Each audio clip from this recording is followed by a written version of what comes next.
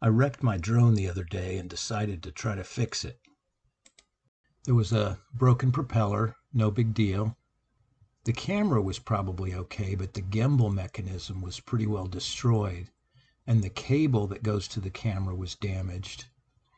There was also a break in the side of the body, and a cable that connects everything was snapped in a couple of places, so I knew I was going to have to replace some parts.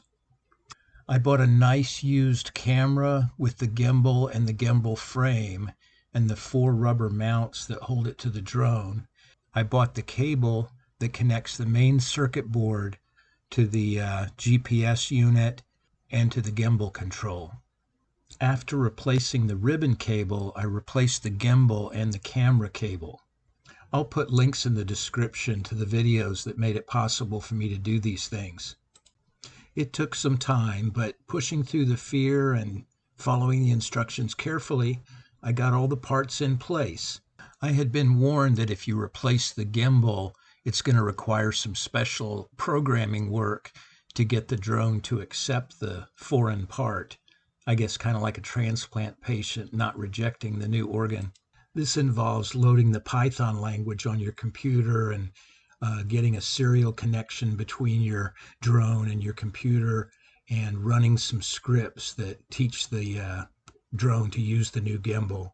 I spent several frustrating hours trying to get this process to work and had trouble with the connections and a couple of other problems. So I just decided to give up on that and just see what it was like to fly it in its current state. Well, it's obviously not level, but I had the same problem with the last wreck and I was able to correct it. So I'll try that manual gimbal recalibration adjustment and see. It seems to be working. So maybe I'm going to be okay. It's nice to be up in the air again and get to see some fall colors.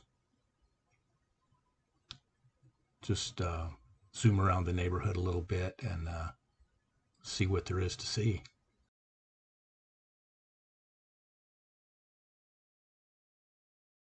Uh-oh. I don't know what this shaking is going on, this tilting mess.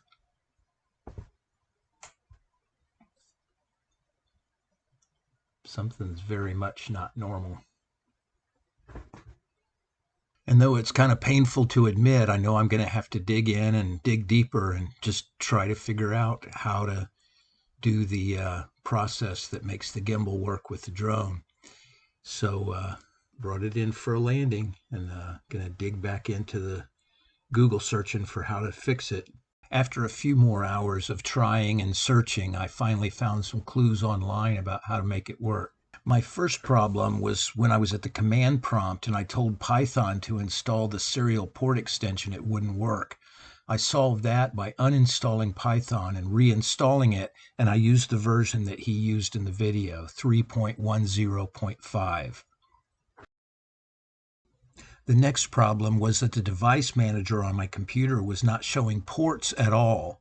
So I solved that by clicking on View, Show Hidden Devices.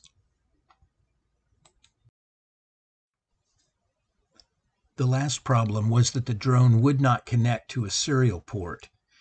The solution to this was that I learned the Mini 2 is unique in that it only allows the serial connection within just a few seconds of when you turn the drone on.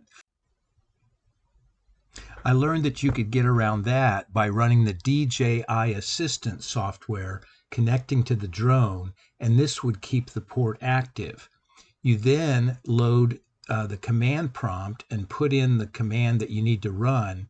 Then because both pieces of software can't use the port at the same time, you stop the assistant software and then hit enter on your command prompt and it'll run the script. Another problem I heard mentioned is that some cables are just for charging and don't really handle data, and you need a cable that will handle data. It was challenging, but with the parts in place and the gimbal calibration run, it's like I've got a drone that's functional. It's not good as new, and there's some adjustment problems, but it's definitely a usable thing now.